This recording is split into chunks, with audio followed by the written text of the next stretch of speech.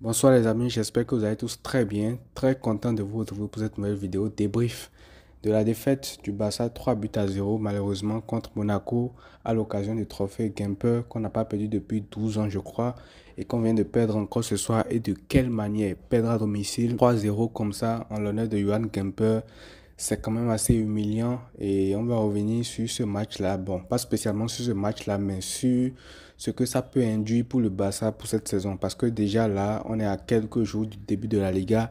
On perd comme ça 3-0 contre Monaco à domicile. C'est quand même très, très, très inquiétant.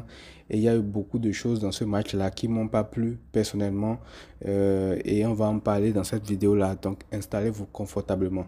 Déjà, on va commencer par la première mi-temps où on n'a pas vu grand-chose, hein, en fait. Le Barça fait bien tourner le ballon. Par moment, on a souffert, surtout avec le Mbolo qui se retournait facilement, qui arrivait à éliminer, qui nous faisait beaucoup trop de mal. Mais à part lui, je pense que le Barça a eu de bonnes séquences, juste que ça manquait de finition, en fait. Et quand je parle de ça, ça va me permettre de parler de Robert Lewandowski dans le cas s'aggrave de jour en jour en fait parce que lui franchement je sais pas c'est quoi le projet. Franchement, je me disais que le fait que le Barça n'ait pas un 9 n'était pas trop une priorité parce qu'il fallait un ailier gauche, il fallait un 6 et tout, mais avec ce que Robert Lewandowski est en train de faire, admettons même que tu aies pu recruter un Nico Williams, que tu le mets sur le côté gauche et que tu as un Lamine Yamal sur le côté droit. Peu importe ce qui se passe, ils auront forcément besoin d'un appui dans l'axe pour finir les actions. Et si cet appui-là se retrouve au poste de numéro 10, ou se retrouve sur le côté, ou se retrouve à côté du gardien en voulant l'aider à dégager, c'est pas comme ça qu'il va finir les actions en fait. Donc franchement, Lewandowski, le cas s'aggrave de plus en plus. Encore sur ce match-là, on voit les mêmes choses qu'on est en train de refuser depuis la saison passée. Il dézone beaucoup trop et il gâche des occasions. Des fois, quand il est à la retombée du ballon, il fait n'importe quoi, il pousse le ballon n'importe comment en premier mi-temps. Il y a une occasion qui lui atterrit dessus. Je pense que c'est un centre de Baldé qu'il aurait pu finir. Il perd le ballon bêtement, il voulait faire je ne sais quoi. À part ça aussi, à défaut de rater, il ne se retrouve même pas dans la zone. Et franchement, moi, j'ai de plus en plus de mal avec Robert Lewandowski. Et c'est pour ça que je vous disais, après le match contre l'AC Milan, que je ne voulais pas tirer de conclusion hâtive sur lui parce que Robert Lewandowski, franchement, là, il faut arrêter. Il faut arrêter carrément parce que je ne vois pas comment on peut aller loin avec un joueur comme ça. Alors, peut-être qu'il va faire une grosse saison et que je vais regretter ce que je suis en train de dire, mais je parle du moment présent quand je vois ce qu'il fait. Franchement, là, il s'agit d'un match amical contre Monaco où tu es à domicile. Je n'imagine même pas ce que ça sera quand tu seras à l'extérieur en Ligue des Champions et tu vas devoir être dans la difficulté. Tu auras besoin d'un but que ton œuvre pourra te marquer. Je me demande comment ça sera à ce moment-là. Mais bref, je peux comprendre aussi que le Barça économiquement n'a pas les sous pour aller prendre un numéro 9 actuellement. Donc, on va devoir faire avec, on va rebeloter et on va espérer de voir ce que ça va donner. Mais à cette allure-là, moi, je ne serais pas contre un Daniel Mon faux 9 pour équilibrer un peu l'attaque parce que là, ça ne va vraiment pas. Ensuite, deuxième chose que j'aimerais dire par rapport à ce match-là, c'est que franchement, il faut un ailier gauche au Barça. Récemment, j'ai fait une vidéo en parlant de Kingsley Coman au Barça.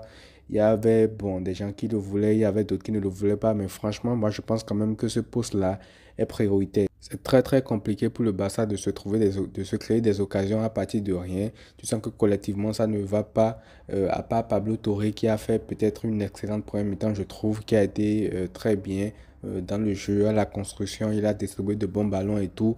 Même si des fois il en fait un peu trop, il a quand même été très actif, mais tu sens que avant l'entrée de Lamine Yamal, qui a d'ailleurs été ovationné comme Messi en 2013 contre le PSG. Je ne sais pas si vous en souvenez tous, mais en tout cas, bref, tu sens que sans lui, en fait, il n'y a pas vraiment de solution qui peut se créer, en fait. Et dès qu'il rentre, tu vois la différence qu'il fait sur la première action où il élimine, il fait une passe en profondeur pour Pau Vitor qui rate de peu le but, en fait.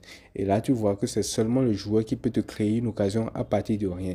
Et c'est pour ça que le poste d'ailier gauche est prioritaire. En fait, tu as besoin de deux gars comme ça sur les côtés qui peuvent te créer des situations. Parce que avec ce que je vois là, on risque déjà de tomber dans une Lamine Yamal dépendance en fait. Alors que le gamin n'a que 17 ans, c'est le moment de le couver, de le protéger, de le faire grandir petit à petit. Mais à cette allure-là, si collectivement ça ne va pas, il va falloir qu'on le surutilise, ce qui pourra créer peut-être des blessures, qui pourra freiner sa carrière. Bref, on n'en est pas encore là, mais c'est quand même très, très, très inquiétant. Concernant le milieu de terrain, c'est quand même assez inquiétant pour le Barça parce que déjà, je recontextualise. De Jong n'est pas là, Pedri n'est pas là, Gavi n'est pas là. Actuellement, il y a seulement Gundogan qui est titulaire en force, qui est là, présent au milieu de terrain. Mais ce dernier vient de se blesser dans ce match-là, ce qui fait qu'au milieu de terrain, pour le premier match officiel contre Valence, qui va venir très très bientôt à l'extérieur, je le rappelle, parce que jouer à Mestalla et jouer au Montjuic, c'est pas du tout la même chose. Tu as un milieu qui va devoir être composé de Pablo Torre, de Marc Bernal et de Casado. C'est là aussi que je suis un peu d'accord pour que Flick les teste autant comme il les a testés encore ce soir, qu'on a débuté sur le banc.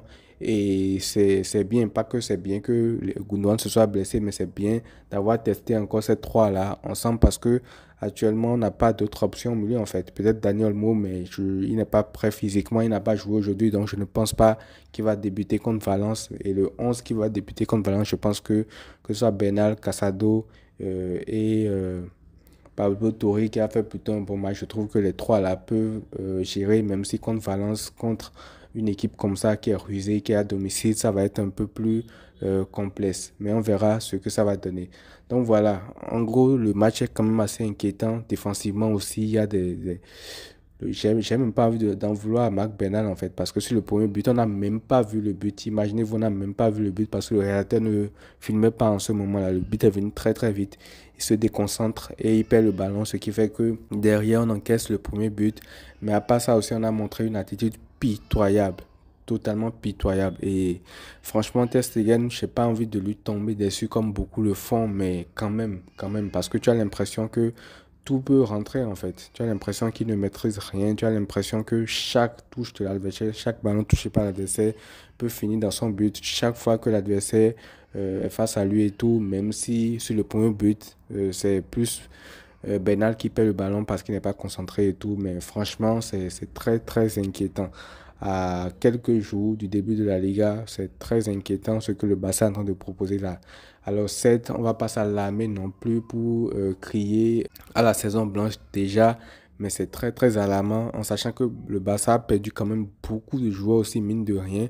En défense, tu n'as pas Araujo qui est ton meilleur défenseur, quoi qu'on dise. Au milieu de terrain, tu n'as pas Frenkie de Jong, tu n'as pas Pedri, tu n'as pas Gavi. Tu vas devoir faire sans eux tous. Et en sachant que tu n'as pas un vrai numéro 6 non plus, tu vas devoir composer avec des jeunes. Et en sachant aussi que tu n'as pas un ailier gauche, ça fait quand même beaucoup. En plus de ça, tu as un numéro 9 aussi qui peine à faire quelque chose de bon. Donc ça devient beaucoup trop en fait. Et même pour un entraîneur comme Hansi Flick qui a quand même du charisme et qui maîtrise un peu son sujet, ça va être très compliqué. J'ai hâte de voir quand même comment on va se débrouiller cette saison. Parce que là, on est reparti encore pour une saison de galère. On avait eu un mois avec l'Euro, avec la Copa, où on était enjaillé avec la victoire de Messi, avec la victoire de l'Argentine. Mais là, j'ai envie de dire qu'on retourne aux problèmes quotidiens avec le Barça. Donc voilà, j'ai pas mille choses à dire non plus sur ce match-là. Voilà, c'est tout par rapport à ce match. Je ne suis pas venu spécialement sur le match. J'ai voulu parler des problèmes que j'ai observés et tout parce que dans le contenu, il n'y avait pas grand-chose à retenir. Le Barça se fait l'amener 3-0. Bravo à Monaco. Et puis voilà, on se retrouve pour une prochaine vidéo. Prenez tout soin de vous les amis et à très vite.